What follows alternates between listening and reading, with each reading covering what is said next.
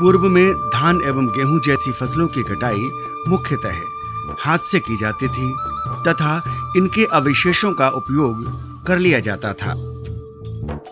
लेकिन जैसे-जैसे कृषि में मशीनीकरण हुआ, वैसे-वैसे फसल अवशेष एक समस्या बनती चली गई।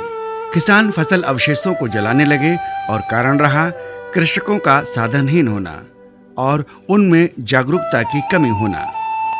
धरती सोना उगलती है, लेकिन यदि कृषि भूमि में ऐसे ही आग लगती रही तो हमारी कृषि भूमि बंजर बन जाएगी और जिसका प्रभाव पड़ेगा मानव स्वास्थ्य पर, कृषि लागत पर और पर्यावरण पर। एक रिपोर्ट के अनुसार 10 कुंतल धान की पराली के जलने पर जैविक कार्बन के साथ-साथ 5.5 kilogram nitrogen, 2.3 kilogram phosphorus, 25 kilogram potassium एवं 1.2 किलोग्राम सल्फर जलकर राख हो जाते हैं। फसल अवशेषों के जलने की घटनाएं कम करने के लिए कृषि मंत्रालय, भारत सरकार द्वारा वर्ष 2017 में कृषि विज्ञान केंद्रों एवं कृषि विभागों के सहयोग से खेत में ही फसल अवशेष प्रबंधन नामक एक विशेष परियोजना की शुरुआत की गई। इसके लिए कृषि विज्ञान केंद्र बरेली एवं जिला कृषि विभाग ने एक दूसरे के साथ मिलकर जागरूकता अभियान चलाए गए।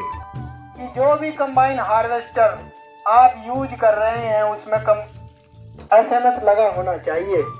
कृषि विज्ञान केंद्र एवं कृषि विभाग बरेली के संयुक्त प्रयासों से पराली जलाने की घटनाओं में जनपद में काफी कमी आई है।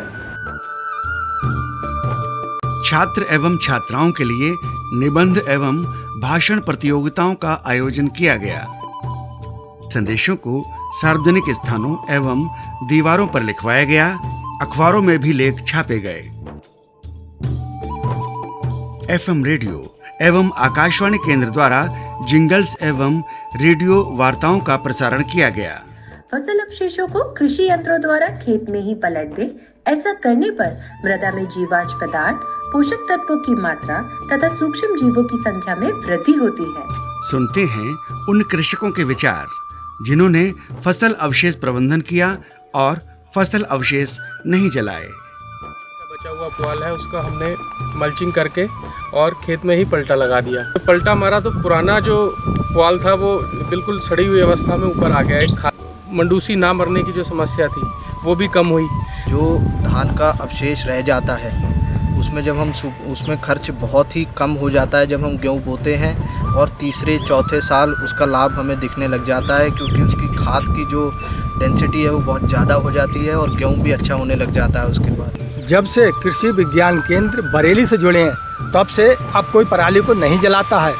पराली प्रबंधन करके उस चीज़ को यूज़ किया तो उससे हमारी ईल्ड बढ़ी और ईल्ड बढ़ने के साथ साथ लागत भी कम हुई। कृषि विज्ञान केंद्र बरेली एवं कृषि विभाग द्वारा चलाई गई फसल अवशेष प्रबंधन परियोजना की किसानों द्वारा सराहना की गई। जिन किसानों ने फसल अवशेषों के प्रबंधन में उत्कृष्ट कार्य किया, उन्हें पुरस्कारों से भी नवाजा गया। श्री लखविंदर सिंह जी, पिता का नाम श्री मुख्तियार सिंह, पता गांव रिछोला, जिला बरेली, उत्तर प्रदेश। इन्होंने हैप्पी सीडर से गेहूं की बुआई की। इन्हें पराली में मौजूद नमी के कारण 2 सिंचाई की बचत हुई। सरकार ने इम्प्लीमेंट दिए। उस चीज़ को अपनाने के बाद ज़मीन में हमने अपने अवशेष नहीं जलाए और ना जला के उस ज़मीन को गहरी जुताई करके उसको पलट दिया गया। उसके बाद जो फसलें हमने बोई उसमें बहुत सारी चीज़ें हमें देखने को मिली, जो कि भूमि की जल धारण क्षमता वो बढ़ गई, उसमें नमी ज़्यादा देर ठहरने लगी, फसलों की टिलरिंग में फ़ायदा मिला।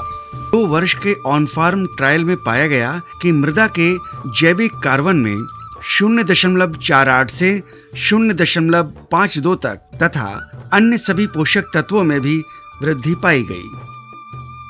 सिंचाई में 35.29% की कमी तथा उपज में 13.59% की वृद्धि पाई गई।